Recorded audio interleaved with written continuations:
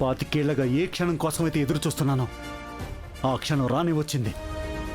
ఇంకా ఆగితే నా నిరీక్షణకి అర్థమే లేదురా. అలాగా? అయితే పున్నమికి నిజం చెప్పే. అది చెప్పడానికే వచ్చాను. చెప్పబోయే ముందు నీ ఫోన్కి ఒక వీడియో వస్తుంది, అది చూశాక అప్పుడు చెప్పు. వీడియోనా?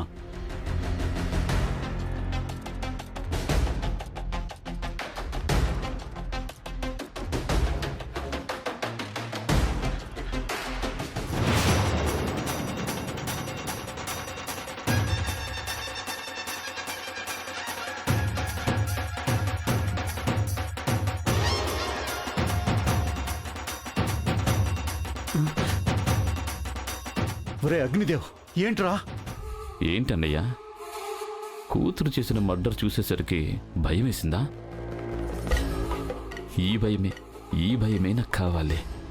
ఒరే అగ్నిదేవ్, ఈ వీడియో అబద్ధం. నువ్వే ఏదో చేసుంటావు. నేను నమ్మను. ఈ వీడియో తప్పిది. నువ్వు నమ్మితే ఏంటి, నమ్మకపోతే ఏంటి? ఇదే వీడియో పోలీసులకు చూపిస్తే 10 నిమిషాల్లో పున్నమిని అరెస్ట్ చేస్తారా? చూపించమంటావా? వద్దు. ఒరే అగ్నిదేవ్, ఆ పని చేయొద్దు. ఇప్పుడు నువ్వు దారిలోకి వచ్చావు. నువ్వు సచ్చేదాకా పున్నమ్మకి నువ్వు తండ్రివని, ఆ ఇంటికి అల్లుడు ఉన్న సంగతి నీ గుండెల్లోనే సమాధి చేసి నోరు మూసుకొని వచ్చిన దారినే వెళ్ళిపో.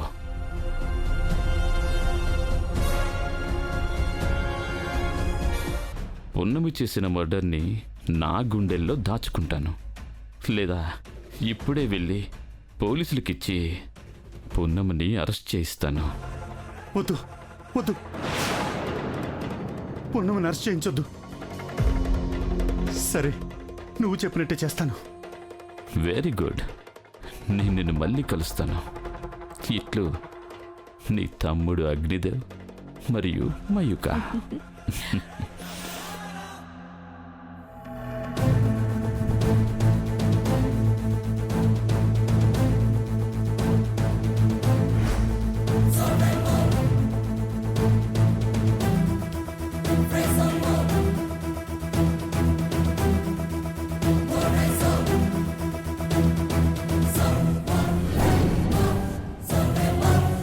ఏంటి ఏదో చెప్పబోయి ఆగిపోయారు? అది నాన్నా, ఏంటన్నా, ఏమైంది? ఎందుకు అలా ఉన్నారు? ఇప్పుడు ఫోన్ చేసింది ఎవరు? అగ్నిదేవే కదా? అవునమ్మా, వాడే చేశాడు. ఏమైందంట? ఏం కావాలి వాడికి? ఏమి లేదమ్మా, పొలంలో ఏదో గొడవలు జరుగుతున్నాయంట. నేను అర్జెంటుగా వెళ్ళాలి. వస్తాను. నాన్నా, నేను చెప్పేది వినండి. ఏమైంది? ఏమీ లేదమ్మా, నేను మళ్ళీ వస్తాను కదా. తిక్కలోడు తిరణాలకెళ్తే ఎక్కడం దిగడం సరిపోయిందంట. ఈ శివదేవయ్య ఎందుకు వస్తాడో ఎందుకు వెళ్తాడో ఎవ్వరికీ అర్థం కాదు. నువ్వు చెప్పేది కరెక్టేనమ్మా. అనవసరంగా టైం వేస్ట్. మనం వెళ్దాం పదా. పున్నమి, మీ నాన్నకు చెప్పు, చీటికి మాటికి విసిగించొద్దు అని.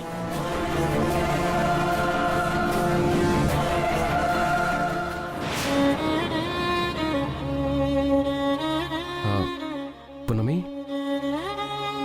మీ నాన్నగారు ఏదో విషయం చెప్పాలని వచ్చారు, కానీ ఏమి చెప్పకుండానే వెళ్ళారు. అసలు ఏం జరుగుంటుందంటావు? అదే నాకు కూడా అర్థం కావట్లేదు వకీల్ సాబ్.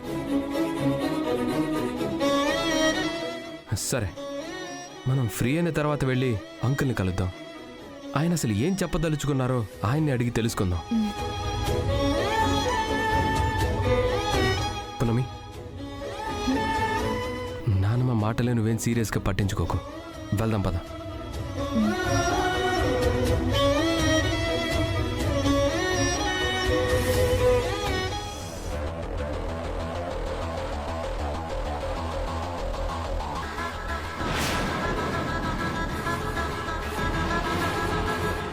హలో శివదేవ్.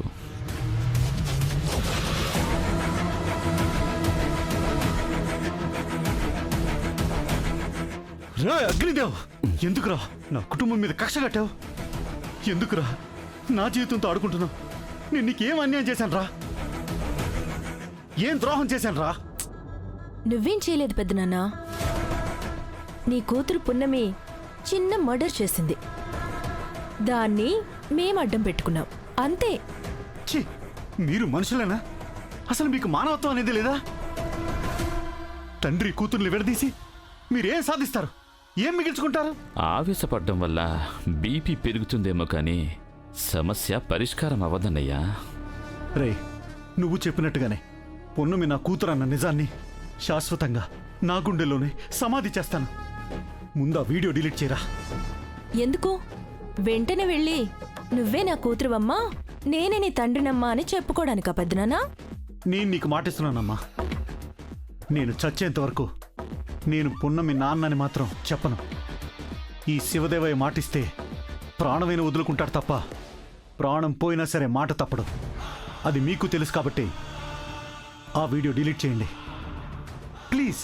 మీకు దండం పెడతాను. సారీ అన్నయ్య. మాంత్రికుడి ప్రాణాలు సప్త సముద్రాలు దాటిన తర్వాత చిలకలో ఉన్నట్టు నీ ఆయువు పట్టు ఈ వీడియో రూపంలో నా చేతిలో ఉంది. ఇది ఉన్నంతకాలమే నిజాన్ని నీ గుండెల్లో దాచుకుంటా. లేదని తెలిసిన మరుక్షణమే పున్నమికి నిజం చెప్తావు. కాబట్టి నువ్వు నేను ఇద్దరం సచ్చేంత వరకు ఈ వీడియో భద్రంగా నా దగ్గరే ఉంటుంది. అవును పెద్దనానా, మీరు మాట మీద నిలబడి నిజాన్ని దాచినంత కాలం ఈ వీడియోని మేము దాస్తాం. మీరు నిజాన్ని బయటపెట్టిన మరుక్షణమే మేం కూడా ఈ వీడియోని బయట పెడతాం. సో ఈ వీడియో పోలీసుల చేతికి వెళ్ళాలా లేదా అంది మీ చేతుల్లోనే ఉంది. బాయ్ అన్నయ్య. బాయ్ పెద్దనానా.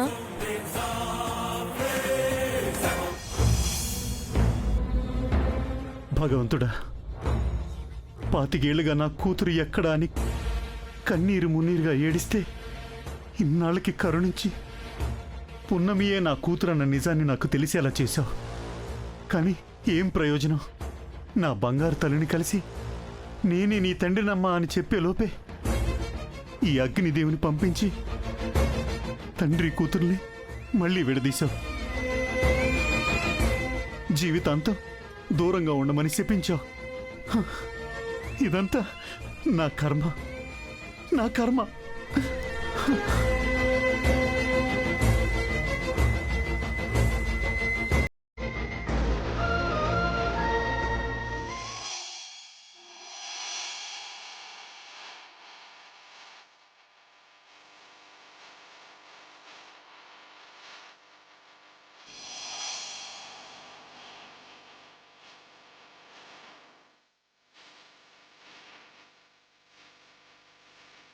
నాన్న నాతో ఏదో చెప్పాలని వచ్చారు, చెప్పకుండానే వెళ్ళిపోయారు. ఏం చెప్పాలని వచ్చారు?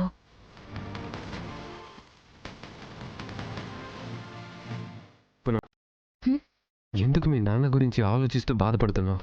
ఒకసారి ఆయనకి ఫోన్ చేసి కనుక్కో. విషయం అంటే తెలుస్తుంది కదా. అలాగే వకీల్ సాబ్.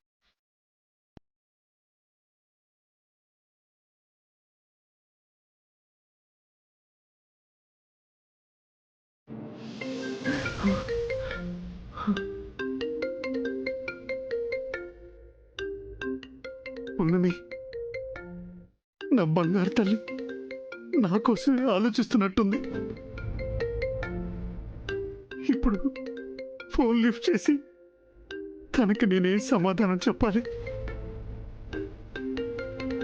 ఏం చెప్పాలి? నాకు అర్థం కావట్లేదు. ఎలా?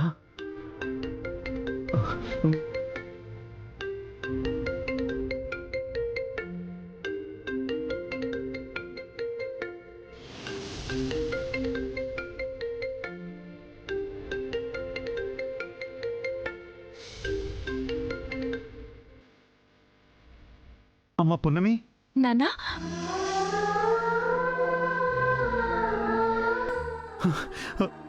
నీ నోటి నుంచి నాన్న అన్న మాట వింటుంటే నా ఒళ్ళంతా పులకరిస్తుందమ్మా. కానీ ఏం చేయను, నేనే నీ తండ్రిని అని చెప్పుకోలేని దుస్థితిలో ఉన్నాను. నాన్నా నా మాట వినిపిస్తుందా? హలో నాన్నా. ఆ, ఆ, వినిపిస్తుందమ్మా. చెప్పు, ఏంటమ్మా? ఇలా అడుగుతున్నానని తప్పుగా అనుకోకండి. మా ఇంటికి వస్తే అమ్మమ్మ గారు తిడతారని తెలుసు, అవమానిస్తారని కూడా తెలుసు. అయినా కూడా నన్ను వెతుక్కుంటూ వచ్చారు అంటే దాని వెనకాల ఏదో బలమైన కారణమే ఉంటుంది అని నా అనుమానం. నాన్న, నిజం చెప్పండి, మా ఇంటికి ఎందుకు వచ్చారు? ఏం చెప్పాలని వచ్చారు? ఎందుకని ఏం చెప్పకుండా వెళ్ళిపోయారు? చెప్పండి నాన్న. 20 ఏళ్లుగా ఏ తండ్రి కోసమైతే నువ్వు నిరీక్షిస్తున్నావో ఆ తండ్రిని నేనే అని చెప్పనా? నువ్వే నా కన్న కూతురు అని చెప్పుకోలేని దురదృష్టవంతుడని చెప్పనా? నాన్నా, అడుగుతుంటే ఏం మాట్లాడరేంటి? నాకేదో చెప్పాలని వచ్చారు, అంతలో ఎవరో మీకు ఫోన్ చేశారు. దాంతో ఆ నిజం మీ గుండెల్లోనే దాచుకుని వెళ్ళిపోయారు. నాకు తెలుసు, నేను మీ కూతుర్నని మీరు నమ్మితే నాకు నిజం చెప్పండి, లేకపోతే ఈ విషయాన్ని వదిలేయండి. హ, హ, అమ్మ పున్నమి, ఎంత మాట అన్నావమ్మా నువ్వు?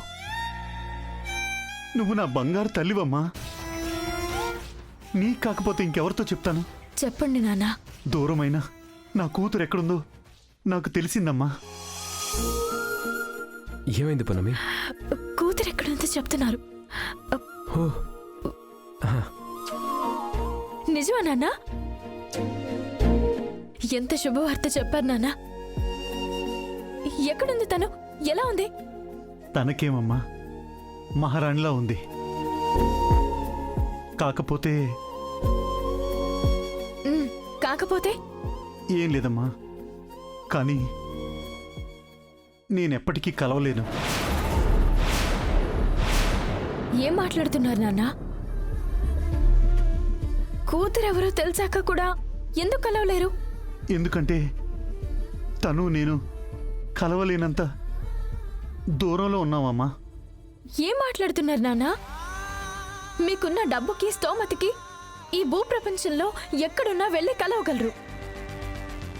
అలాంటిది మీ కూతుర్ని కలవలేనని మీరే చెప్పడం ఏంటి? తనని కలవడానికి మీకున్న సమస్య ఏంటి నాన్నా? అదేనమ్మా, తలరాత. నా తలరాతే నాకున్న ప్రాబ్లం. మీరు ఏం మాట్లాడుతున్నారో నాకు అర్థం కావట్లేదు నాన్నా. ఏమీ లేదమ్మా, నా కూతురు జాడ తెలిసిందని సంతోషపడాలో లేక నేను కలవలేని పరిస్థితుల్లో ఉన్నానని బాధపడాలో తెలియని అయోమయ పరిస్థితుల్లో ఉన్నానమ్మా. ఓకే, మీరేం ఆలోచించకండి. అక్క ఎక్కడుందో చెప్పండి, నేను వెళ్ళి అక్కని తీసుకొస్తాను. ఆ అవకాశం లేదమ్మా. ఎందుకు లేదు నాన్నా? ఎందుకంటే ఆ సూరమ్మ చెప్పిన అడ్రస్లో ప్రస్తుతం మీ అక్క ఉండడం లేదు. ఉద్యోగ నిమిత్తం వేరే ఊరు వెళ్ళిందని తెలిసింది. ప్రస్తుతం తను ఎక్కడుందో, ఎవరి దగ్గరుందో ఎవరికి తెలీదు. తనని పట్టుకునే పనిలోనే నేనున్నానమ్మా. వివరాలు తెలియగానే మొదటిగా నీకే చెప్తానమ్మా. సరేనా తల్లి? సరే నాన్నా. మీరు అక్క గురించి ఎక్కువ బాధపడకండి. ఏ విషయం తెలిసినా నాకు చెప్పండి, మేం కూడా వెతుకుతాం. అక్క ఎక్కడున్నా వెతికి తీసుకొస్తాము. సరేనమ్మా, వివరాలు తెలిస్తే నేను చెప్తాను. నాన్నా, మీరు జాగ్రత్త. ఎక్కువ ఆలోచించి ఆరోగ్యం పాడు చేసుకోకండి. అలాగేనమ్మా, అలాగే.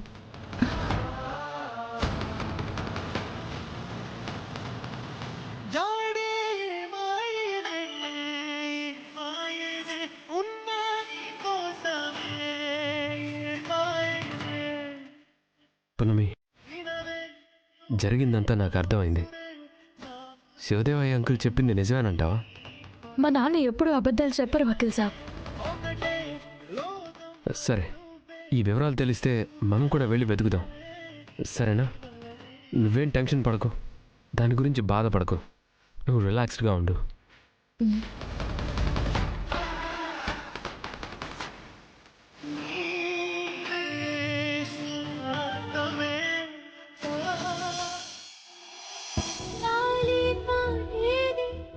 నేను చనిపోయేలోపు నిన్ను నీ కూతుర్ని చూడాలి ప్రభావతి. నేను చేసిన తప్పుకి నీకు క్షమాపణ చెప్పి చచ్చిపోవాలనుందే.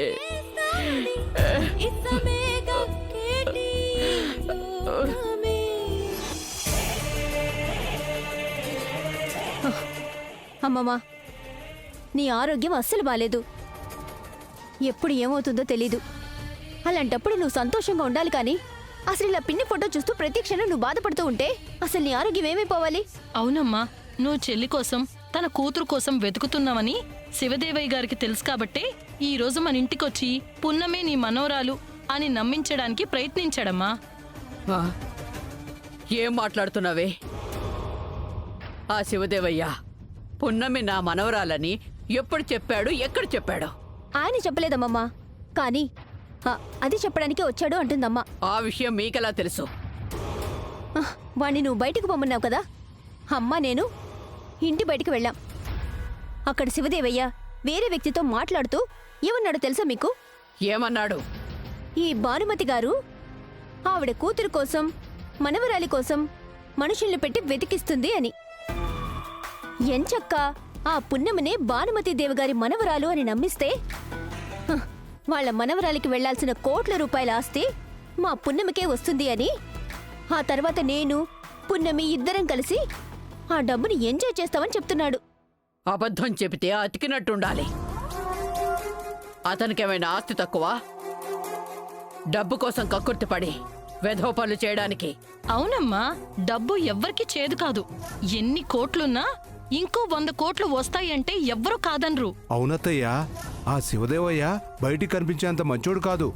అతను డబ్బు కోసం తన భార్యనే చంపేశాడంట. అలాగని మీకెవరు చెప్పారు? వాళ్ళ ఊరంతా కోడేకొస్తుంది అత్తయ్య గారు. వాళ్ళ ఊరు మీకెలా తెలుసు? అమ్మమ్మా, ఆ శివదేవయ్య మాయమాటలతో పున్నమిని ఈ ఇంటి వారసురాలు చేసేసి నీ దగ్గరున్న ఆస్తి మొత్తం దోచేస్తాడు అన్న భయంతోనే మేము చెప్తున్నా. మా మాటలు నమ్మితే నమ్ము, లేదంటే లేదు. అంతేగాని ఇలాంటి అడ్డమైన ప్రశ్నలు వేసి మమ్మల్ని మాత్రం అవమానించుకో. నీకు సొంత కూతురు కన్నా నీ మనవరాలి కన్నా ఆ శివదేవయ్య పున్నమే ఎక్కువైపోయారు. నువ్వు మా గురించి ఆలోచించినప్పుడు మేము నీ గురించి ఎందుకు ఆలోచించాలి? అవునమ్మమ్మా, ఆ శివదేవయ్య పున్నమి కలిసి నిన్నెక్కడ మోసం చేస్తారో అన్న ఉద్దేశంతోనే వచ్చాం గాని మాయ మాటలతో నిన్ను మోసం చేయడానికి కాదు. మా మాటలు నమ్మితే నువ్వు జాగ్రత్త పడు, లేదంటే నీ ఆస్తి మొత్తం పోగొట్టుకో. ఆ తర్వాత నువ్వు ఎంత ఏడ్చినా ఉపయోగం ఉండదు. పదమ్మా వెళ్దాం. ఒక్క నిమిషం. నేనేమైనా పిచ్చిదాన్ని అనుకున్నారా? లేదంటే మాయమాటలు నమ్మే అమాయకురాలను అనుకున్నారా? పున్నమి నా మనవరాలని చెప్పగానే నమ్మేసి ఆస్తి మొత్తం రాయడానికి. పున్నమి మంచిదే కావచ్చు, సంస్కారం ఉన్నదే కావచ్చు, కానీ ఎప్పటికీ నా మనవరాలు మాత్రం కాదు.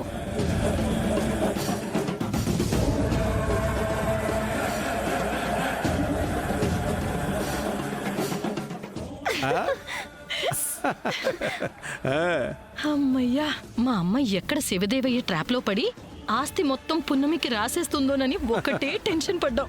ఇప్పుడు చాలా రిలీఫ్ గా ఉంది.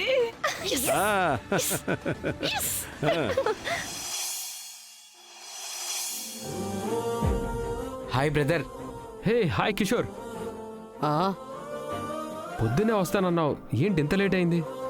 ట్రైన్ లేట్ అయింది బ్రదర్, అందుకే లేట్ అయింది. ఓ, అవును బాబు, వచ్చేటప్పుడు మీ అమ్మని తీసుకొని రమ్మన్నాను కదా, మరి ఆవిడ రాలేదేమిటి? అంటే మా అమ్మ ప్రజెంట్ దుబాయ్లో ఉందండి.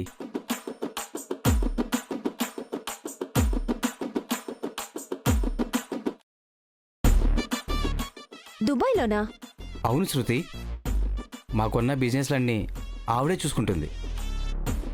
ప్రజెంట్ బిజినెస్ పని మీద దుబాయ్లో ఉంది. మరైతే మన పెళ్ళికి రారా? మొద్దు, వాళ్ళ అమ్మ లేకుండా పెళ్ళెలా అవుతుంది? అవును, తను ఎంత బిజినెస్ లో బిజీగా ఉంటే మాత్రం కన్న కొడుకు పెళ్ళికి కూడా రాదా? ఆ, ఎందుకు రాదు? మార్నింగ్ లోపు ఇండియాకి వస్తానని చెప్పింది. అలాగా, చాలా సంతోషం. రేపు మీ అమ్మగారు వస్తే పెళ్లి ఖాయం చేసుకొని పసుపు దంచే కార్యక్రమం మొదలు పెట్టొచ్చు.